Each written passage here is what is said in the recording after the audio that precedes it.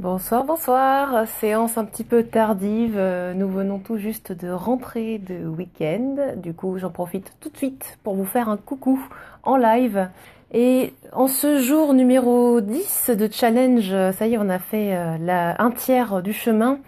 Cas, jeu de méditer avec un H.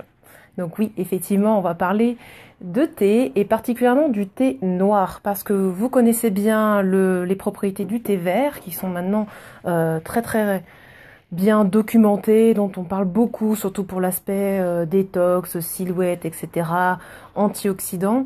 Mais le thé noir recèle aussi de nombreux bénéfices et du coup j'en profite pour ressortir une étude faite par les Chinois évidemment puisque c'est leur breuvage magique depuis des millénaires le thé et l'impact que cela a sur l'humeur. On a déjà parlé de l'impact de l'humeur et des pensées positives sur le bien-être en général et je propose que demain on rentre vraiment dans les détails car j'ai mis la main sur une perle que je vais partager tout de suite. Cette perle-ci, voilà, intitulé Les 4 saisons de la bonne humeur du professeur Michel Lejoyeux, qui est donc un spécialiste en psychiatrie et addictologie sur Paris. C'est un très très grand professeur, donc je vous en parlerai sûrement demain. L'impact de la bonne humeur et non pas de simplement être voilà, je veux pas, non, je vais pas faire de spoiler là-dessus. L'impact de la bonne humeur sur la santé avec les études scientifiques qui montrent comment la bonne humeur agit sur la régénération cellulaire. Intéressant, n'est-ce pas?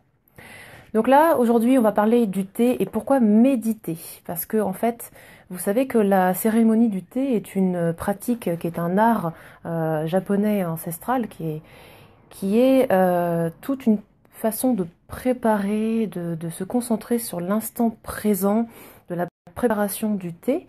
Donc c'est vraiment un art où tout est codifié. C'est très spécial, il faut se préparer quand on assiste à une séance de préparation du thé au Japon ou dans un institut japonais. Et c'est extrêmement détendant de voir la personne appliquer cet art de préparation du thé. Alors je ne vais pas vous proposer de vous initier à la préparation ancestrale du thé, mais je vais vous proposer de utiliser votre préparation de thé très simplement avec un sachet de thé et rien de spécial. Et surtout, on va parler du thé noir. Alors, ça c'est quelque chose que je ne savais pas et que j'ai redécouvert, que le thé noir avait un impact sur la déprime. L'étude chinoise dont je vous parle et dont je vous mettrai évidemment la source tout à l'heure, montre que le risque de déprime est divisé par 2 chez les personnes qui boivent au moins une tasse de thé par jour, mais moins de 3 tasses de thé noir par jour. Et ce risque de déprime est divisé par 3 chez les buveurs de thé avec plus de 3 tasses par jour. De thé noir, hein. L'impact est vraiment sur le thé noir. Alors, l'action du thé noir dépend de la dose de théine qu'il y a dans le thé. C'est pour ça qu'il est recommandé de faire infuser son thé noir au minimum 5 minutes, etc., etc., etc. Des expériences encore plus récentes montrent que le thé n'est pas loin d'être un stimulant de l'humeur et en tout cas un régulateur. Et contrairement au café et à la pause cigarette, on peut même conseiller de faire une pause thé qui, elle, va être bénéfique dans les 30 minutes qui suivent l'absorption du thé pour l'aspect concentration et éveil. Ça éveille vraiment tranquillement et ce n'est pas excitant. Alors oui, la théine est la même molécule que la caféine. Donc il faut faire attention quand on est très sensible à ne pas boire du thé noir passé, on dit à peu près 16h, 17h, pour pas avoir cet effet délétère sur le sommeil. Cependant, si vous êtes habitué à boire beaucoup de thé, en général, le thé noir n'impacte pas trop le sommeil. Moi, personnellement, ça ne me fait pas grand-chose. Mais gardez cela à l'esprit. Si vous voulez boire 3 tasses de thé noir par jour, visez peut-être le matin, à midi et peut-être en milieu d'après-midi sans dépasser 4 heures de l'après-midi. Voilà, donc assez surprenant et intéressant. Et en fait, c'est parce qu'apparemment, Le thé noir n'agit pas sur l'adrénaline, contrairement au café et à la cigarette, qui va, elle, stimuler finalement le stress, mais va plutôt jouer sur le côté, sur la dopamine et donc la sérotonine. Ce sont deux hormones qui régulent la bonne humeur et qui ont des actions vraiment intéressantes pour la régulation de justement de l'humeur et donc de lutter contre la déprime. Voilà, je résume très rapidement en lisant en même temps. Et donc, qu'est-ce que c'est que méditer? Eh bien, c'est profiter donc du temps de préparation de son thé, que ça soit en hiver ou en été. Pourquoi? Parce qu'on peut le boire chaud ou froid. Alors je rappelle, pour la préparation du thé, il ne faut pas attendre que votre bouilloire électrique s'arrête automatiquement. L'arrêt automatique d'une bouilloire est une sécurité électrique. Ça ne veut pas dire que votre eau chaude est prête. L'eau est prête lorsqu'elle commence à bouillir dans votre bouilloire. Donc quand vous entendez les bulles se former dans votre eau, en fait, tout simplement. C'est à ce moment-là que vous devez arrêter de cuire votre eau.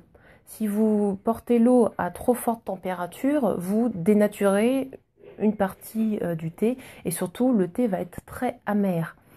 Alors c'est particulièrement vrai pour le thé noir, mais surtout plus le thé est clair, plus c'est important d'adapter la température.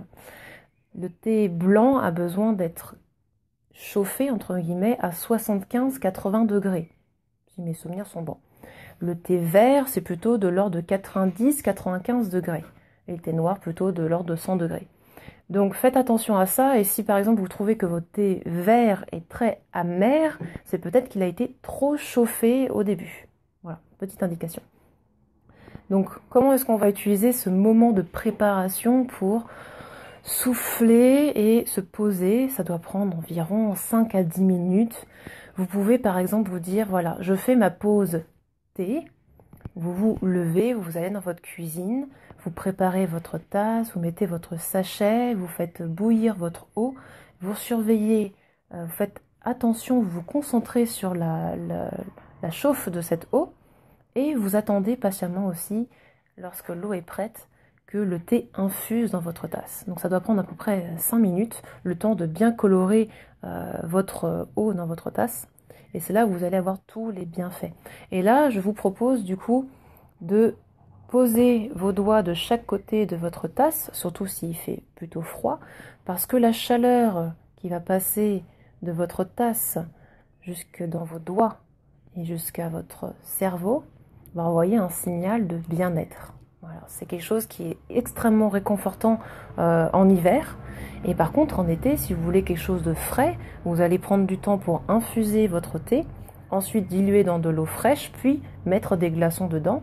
Et pareil, le contraste froid de votre tasse ou froid de votre verre de thé par rapport à la température, la chaleur ambiante, va faire un contraste réconfortant.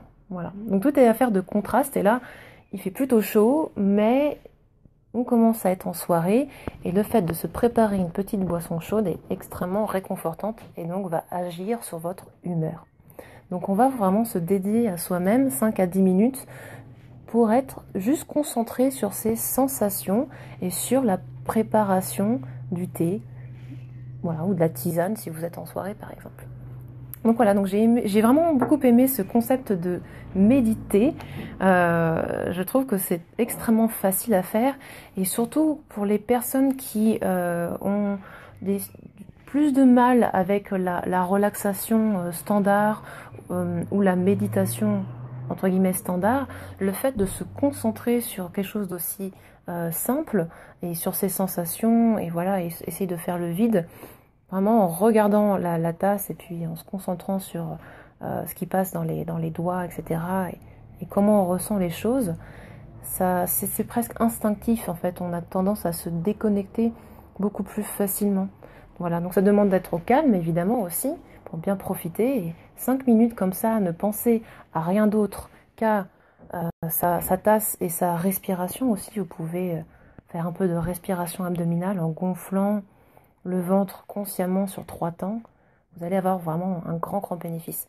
Et des études montrent maintenant que méditer pendant quelques minutes régulièrement tous les jours était aussi bénéfique qu'une méditation longue par semaine.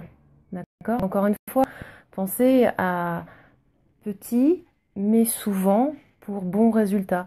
5 à 10 minutes de pause, vraiment de pause où on ne va penser à rien, est aussi bénéfique qu'une heure par semaine. Intéressant, non? Voilà, donc j'espère que cet instant de méditation avec un H vous a plu et que vous allez pouvoir l'expérimenter dès demain pour plus de bonne humeur. Je vous dis à bientôt, très bonne soirée et dormez bien surtout. On parlera sommeil également, sommeil réparateur et comment au sommeil dans les prochains jours. Ciao, ciao, à bientôt.